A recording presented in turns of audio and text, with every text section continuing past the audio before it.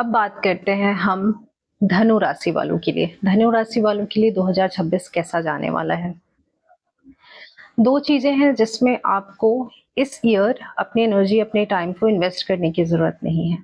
पहली चीज, अगर आप कोई प्रॉपर्टी परचेज करना चाह रहे हैं या सेकेंड हैंड कार या कहीं वीजा के लिए आपने किसी एजेंट से बात करी हुई है और वहां पे किसी तरीके का इन्वेस्टमेंट करना चाह रहे हैं, तो प्लीज उसकी जांच पड़ताल बहुत अच्छे से कर लीजिएगा, क्योंकि 3 to 4 मंथ इस पूरे ईयर में ऐसा दिख रहा है आपके लिए जहाँ पे आपको इल्यूजन हो सकता है, आपको लगेगा कि आपके लिए वो चीज़ परफेक्ट है, बेहतर रिजल्ट ले आएगी, लेकिन वहाँ पे आपको वैसे रिजल्ट नहीं मिलेगी। हो सकता है आपके साथ धोखा भी हो जाए, तो इस टाइम पे बहुत सोच समझ के निर्णय लीजिएगा, स्पेशली उन जगहों पे जहाँ पे आपको अपने ज़्यादा से ज़्यादा पैसे लगाने की ज़रूरत पड़ रही है।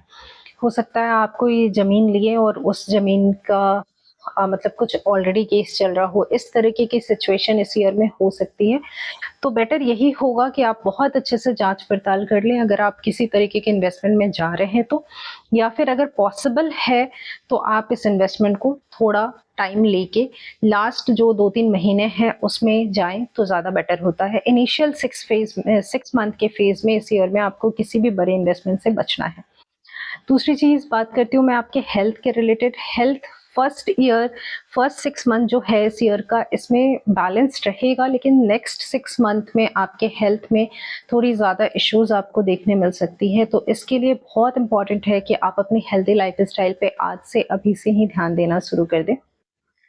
अगर मैं बात करूं आपके करियर रिलेटेड, इस ईयर की एनर्जी यही कह रही है कि करियर आपके लिए बैलेंस्ड रहेगा। सब कुछ एज जो आपने एक्सपेक्ट किया था वो चीज़ें आपको अलाइन होती हुई दिखेंगी। थोड़ी बहुत ऊंच नीच लड़ाइयाँ हो सकता है, अगर आप नौकरी में हैं तो आपके बॉस के साथ हो सकती है, या फिर अगर आप अपने बिजनेस में हैं तो बिजनेस पार्टनर के साथ आपकी जो डिस्टर्बेंस है वो दिख सकती है। थोड़ा सा आपको ट्रस्ट इशू रह सकता है इस year, through out the year, अपने रिलेशनशिप में या अपने बिजनेस पार्टनर में, कि वो इंसान मेरे साथ कोई चीटिंग तो नहीं कर रहा है, उसने मेरे को सारी रिपोर्ट दी कि नहीं। आप अपने ही ओवर थिंकिंग की वजह से अपने पूरे इस ईयर आपको लगेगा कि आप परेशान हो रहे हो, जिससे आपकी हेल्थ भी डिस्टर्ब हो सकती है। तो आपके लिए बहुत इंपॉर्टेंट है कि आप ओवर थिंकिंग से बचें।